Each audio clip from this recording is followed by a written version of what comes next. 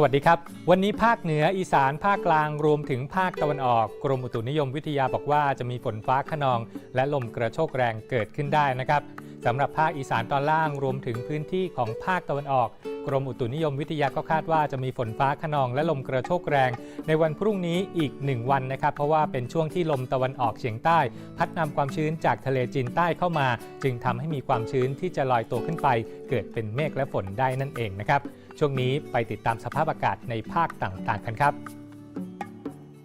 ภาคเหนือมีอากาศร้อนจัดโดยทั่วไปนะครับแล้วก็มีฝนฟ้าคะนองบางแห่ง10%ของพื้นที่และมีลมกระโชกแรงเกิดขึ้นได้นะครับอุณหภูมิสูงสุดอยู่ระหว่าง 40-44 องศาเซลเซียสที่ภาคตะวันออกเฉียงเหนือนะครับมีอากาศร้อนจัดโดยทั่วไปเช่นเดียวกันและมีฝนฟ้าคะนองบางแห่ง10%ของพื้นที่และมีลมกระโชกแรงเกิดขึ้นได้เช่นเดียวกับภาคเหนือนะครับอุณหภูมิสูงสุดอยู่ระหว่าง 41-42 องศาเซลเซียสส่วนภาคกลางครับมีอากาศร้อนจัดโดยทั่วไปนะครับและก็ยังคงมีฝนฟ้าคะนองบางแห่ง10%ของพื้นที่และมีลมกระโชกแรงบางแห่งเกิดขึ้นได้เช่นเดียวกันนะครับแต่สำหรับกรุงเทพมหานครและปริมณฑลมีอากาศร้อนกับมีฟ้าหลัวในตอนกลางวันอุณหภูมิสูงสุดของภาคกลางจะอยู่ระหว่าง 41-42 องศาเซลเซียสส่วนกรุงเทพมหานครและปริมณฑล 37-40 องศาเซลเซียสที่ภาคตะวันออกนะครับมีอากาศร้อนในตอนกลางวันและมีอากาศร้อนจัดบริเวณของจังหวัดปราจีนบุรีและสระแก้วครับและยังคงมีฝนฟ้าคะนองบางแห่งเกิดขึ้นได้นะครับ10%ของพื้นที่รวมถึงมีลมกระโชกแรงเกิดขึ้นได้เช่นเดียวกันครับอุณหภูมิสูงสุดของภาคนี้อยู่ระหว่าง 35-41 องศาเซลเซียส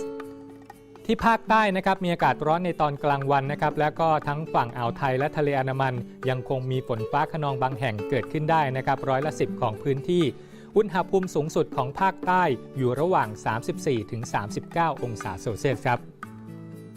ในวันจันทร์ที่จะถึงนี้ยาวไปจนถึงวันศุกร์หน้านะครับกรมอุตุนิยมวิทยาก็คาดว่าภาคเหนือภาคอีสานภาคกลางและภาคตะวันออกจะมีฝนฟ้าคะนองลมกระโชกแรงเกิดขึ้นได้นะครับแต่ว่าสำหรับภาคเหนือและภาคอีสานนั้นอาจจะมีลูกเห็บตกในบางพื้นที่ได้ด้วยนะครับก็ขอให้คุณผู้ชมนั้นระมัดระวังอันตรายจากพายุลมแรงโดยขอให้อยู่ห่างจากต้นไม้ใหญ่ป้ายโฆษณาและสิ่งก่อสร้างที่ไม่แข็งแรงด้วยนะครับกลับมาติดตามพยากรณ์อากาศได้อีกครั้งในข่าวค่ำไทย PBS